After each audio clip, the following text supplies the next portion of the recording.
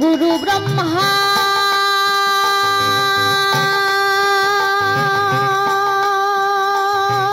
गुरु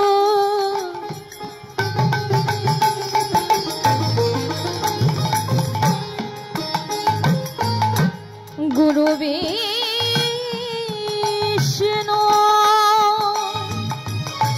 गुरुदेव महेश्वर गुरुदेव परम ब्रह्म तस्मै श्री गुरुवे नमः। जय गुरु श्री गुरु जय गुरु जय गुरु श्री गुरु আমার প্রাণ গুরুর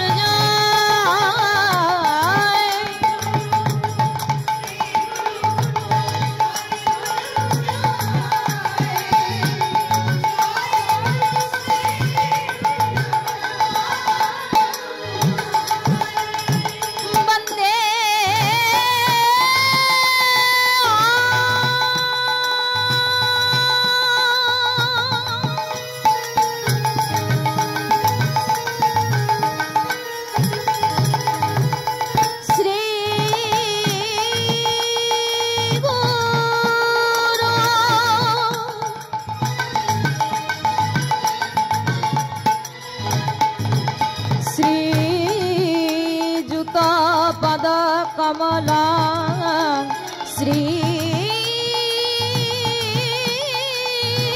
गुरु वैष्णवांश्च श्री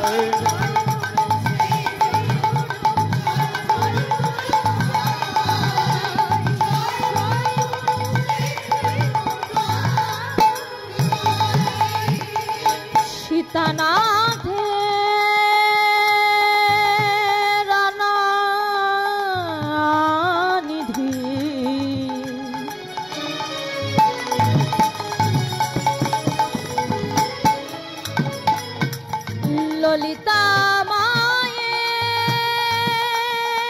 প্রাণ নিধি জয় গুরু জয় আমার জয় গুরু জয় জয় গুরু শ্রী গুরু জয় গুরু জয় জয় গুরু শ্রী গুরু আমার প্রাণ গুরু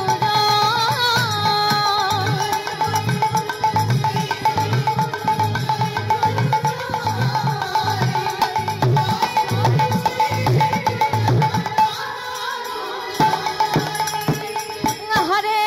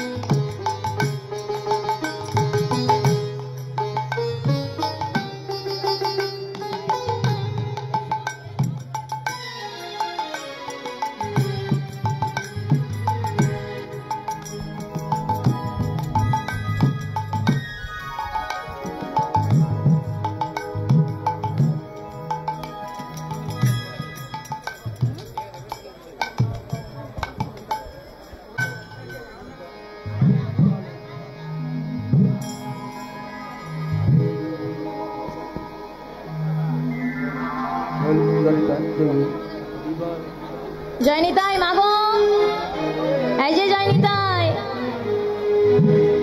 কথা বললে তো হবে না, কথা বললে শুনবে কি? তা বাবা, মধুময় মধুর নব বৃন্দাবন ধামে যিনি অনাদির আদি প্রাণ গোবিন্দ সচ্চিদানন্দময় বিগ্রহ সর্বকারণের কারণ এবং যেই দয়ার সাগর কলির জীব উদ্ধার করিবার প্রত্যাশায় হরি নামের পশরা নিজের মাথায় লয়ে সচী সিন্ধু ভেদ করে নদিয়াতে অবতরণ করলেন, সেই গৌর হরির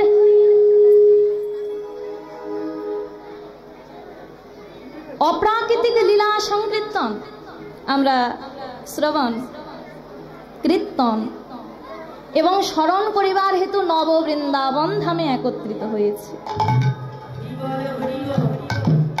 তা বাবা, আসরে দাঁড়ানোর পূর্বেই আমার কাছে একটি প্রশ্ন এসেছে। প্রশ্নটা হলো এমন,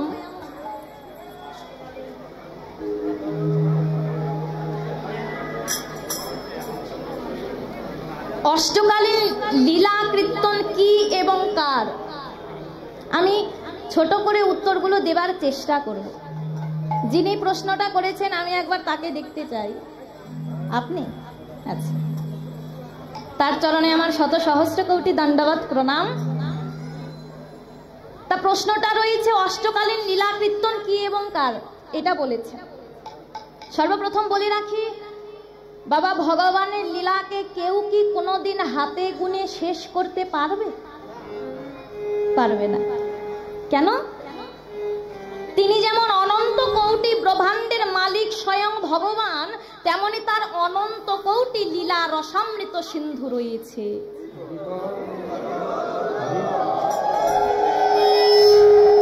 দাদা মাইকটা ঠিক করুন গো।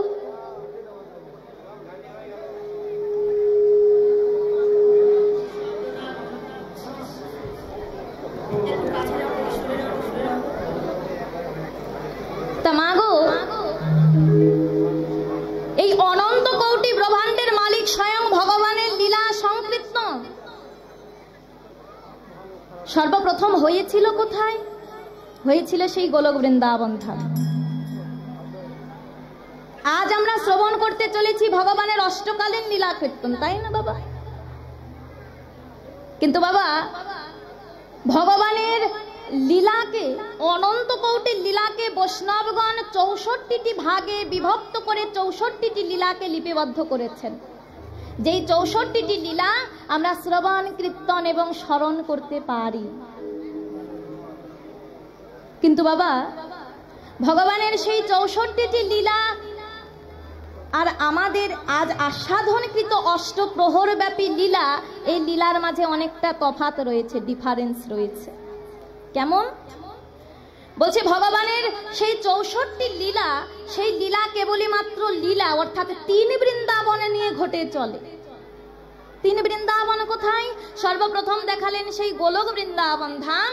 এবার গোলকের লীলাকে ভগবান নিয়ে এলেন ধরা বৃন্দাবন ধাম।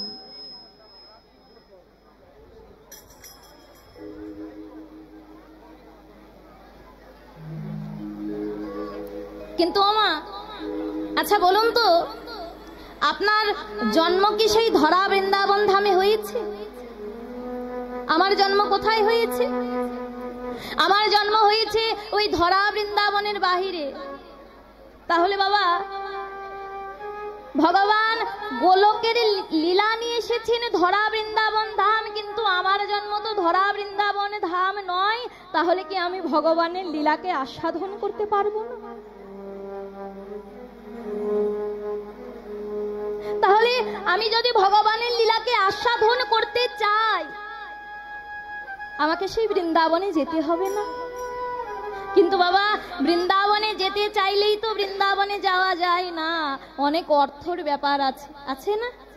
পাসপোর্ট লাগবে, ভিসা লাগবে, টাকা পয়সা লাগবে, তাহলে যাওয়া যাবে সেই বৃন্দাবন। কিন্তু আমার কাছে একটা কানাকড়ি নেই, তাহলে আমি কি করে সেই বৃন্দাবনে যাব আর ভগবানের লীলা রসামৃত সিন্ধু আস্বাদন করব? নারদমণি জীবের প্রতি কৃপা করে। তাহলে তিনার প্রশ্ন ছিল কীর্তনটা কোথায় থেকে লোকে এনেছে, তাই তো? তাহলে এই নারদমণি জীবের প্রতি কৃপা করে কি করলেন? ভগবানের সেই ধরা বৃন্দাবন লীলাটিকে নিয়ে আসলেন হেন নব বৃন্দাবন ধাম।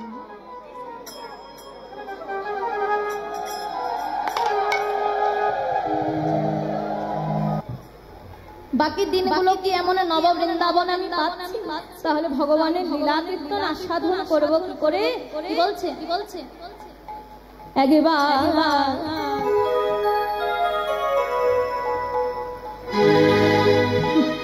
চল রে আমার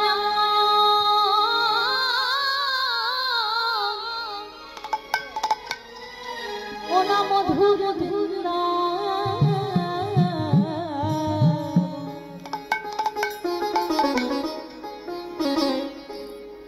ওই যৌনার ধারে ধারে তোমাদের একবার চল রে আমার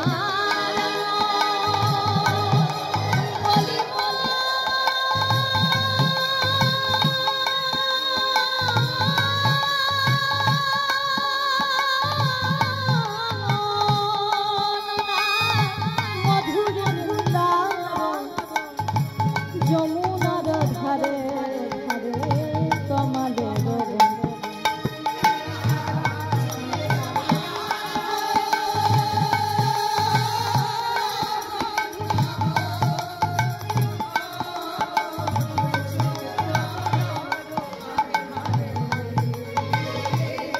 কি বলছে একবার চলে চলে কোথায় কোথায় আগে মন বৃন্দাবন বড় দেহ বৃন্দাবন বড় মন বৃন্দাবন বড় দেহ বৃন্দাবন যমুনার ধারে তোমাদের তা কি বলছে? তাহলে এই নব বৃন্দাবনের লীলা সাধন করলে হবে না। বলছে যেই লীলা ওই গোলক বৃন্দাবন, ধরা বৃন্দাবন, নব বৃন্দাবন এবং এই অপ্রাকৃতিক বৃন্দাবনে সদা সর্বদার জন্য ঘটে, এই লীলাকে বললেন নিত্য নৈমিত্তিক অষ্টকালীন লীলা কীর্তন। তাহলে বাবা অষ্টকালীন লীলা কীর্তন কাকে বলে পেয়েছি? তাহলে যেই লীলা তিন বৃন্দাবনে নয় সদা সর্বদার জন্য চারটি বৃন্দাবনে ঘটে, তাহা হলো নিত্য নৈমিত্তিক লীলা। আর এই নিত্য নৈমিত্তিক লীলাই হলো অষ্টকালীন লীলা। তাহলে আমি আবার আরেকটি প্রশ্ন রয়েছে, আমি সেটা লীলার মাঝে দেওয়ার চেষ্টা করব। তাহলে মাগো আমরা আস্বাদন করতে চলেছি, আমাদের আস্বাদনকৃত বিষয়বস্তু হলো শ্রীমতী রাধারানীর সুরজ পূজারী। কিন্তু মা কি বলছি জানি এই জগতে কীর্তন আসরে দাঁড়ালে ভগবানের লীলা কোনোদিনও কেউ জানতে পারে না। কেন বাবা গীত রত্নাবলী থেকে দুটি পদ মুখস্থ করলে, বৈষ্ণব পদাবলী থেকে দুটি পদ মুখস্থ করলে, সুর জানলে তাল জানলে হয়তো আসরে দাঁড়ানো যায়। কিন্তু ভগবান বলছে এই জগতে কেউ আমার লীলাকে কোনোদিনও জানতে চাও। বলছে বৈষ্ণব পদাবলীর পদ নহে, গীত রত্নাবলীর পদ নহে, সর্বপ্রথম তুমি আমার ভক্ততে পরিণত হও। তাহলে মা আমি কীর্তন করে বেড়াচ্ছি বটে, কিন্তু আমি এখন ভগবানের সেই ভক্ততে পরিণত হই পারি না। কিন্তু আমি গীতা আদেশ দিচ্ছি, মুখং করতি বাচলং পুংবং লঙ্ঘয়তি গিরিম যদ কৃপাতমহং বন্দে পরমানন্দ মাধব। গীতাতে বলছে যে ব্যক্তি কোনোদিনও কথা বলতে পারে না, মুখং করতি বাচলং কোনোদিনও কথা বলতে পারে না, সেই ব্যক্তিও হরি বল হরি বল হরি বল বলে দুটি বাহু করতে পারে। বলছে কোনদিন? বলছে যেই দিন আমার পরমানন্দ মাধবের একবার কৃপা হয়ে যায়। বলছেন যেই ব্যক্তি কোনোদিনও চলাফেরা করতে পারে না, সেই ব্যক্তি গিরি পর্বতকে লঙ্ঘন করিবার মতো ক্ষমতা রাখে যেই দিন আমার পরমানন্দ মাধবের কৃপা হয়ে যায়। কিন্তু বাবা কথাটা হলো কৃপা, অর্থাৎ করে পাওয়া। এই জগতে যেজন সব কাজ করতে পারে, এই জগতে যেজন পূর্ণ কর্ম করতে পারে, বলছে ভগবান আমি একমাত্র তাকে কৃপা করে থাকি। কিন্তু মা, আমি এই জীবনে এমন কোন পূর্ণ কর্ম করি নাই যেই পুণ্যের বিনিময়ে আজ স্বয়ং ভগবান শ্রী পরমানন্দ মাধব আমার মতো পামরকে কৃপা করে। কিন্তু মা আমি শুনেছি আমার হইতে আমার নাম বল, আমার নাম হইতে আমার প্রাণ প্রিয় শুদ্ধ ভক্ত বড়, আর আমার শুদ্ধ ভক্ত হইতে আমার শুদ্ধ ভক্তের চরণ ছুঁড়ে আরো।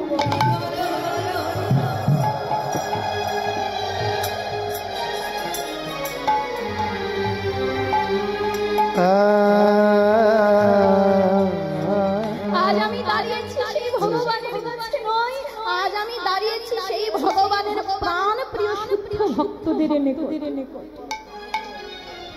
আমি শুনেছি বৈষ্ণবের কাছে কেউ যদি পতিত হয়ে কোনো কিছু বাঞ্ছা করে, বৈষ্ণব বাঞ্ছা কল্প তরু হয়ে সেই পতিতের মনোবাঞ্ছা পূর্ণ করে দেয়। আজ আমি কীর্তনিয়া হয়ে নয়, আজ আমি দাঁড়িয়েছি একজন কাঙাল ভিখারি পতিত পতিত। আপনারা যদি কৃপা করে এই দাস শ্রী চরণে স্থান শ্রীমতী রাধারানীর সেই প্রেম ভক্তি এবং অনুরাগ আমাকে সেই প্রেম ভক্তি অনুরাগ হৃদয়ে ধারণ করে সকল ভক্তির শ্রী চরণ ধুলি মস্তকে ধারণ করে আমার মতো পামর দ্বারা তো প্রভুর লীলা সংকীর্তন সম্ভব না। তাই নব বৃন্দাবন মাঝে তার ভক্তের সম্মুখে ভগবানের লীলা আজ তিনি নিজে আরম্ভ।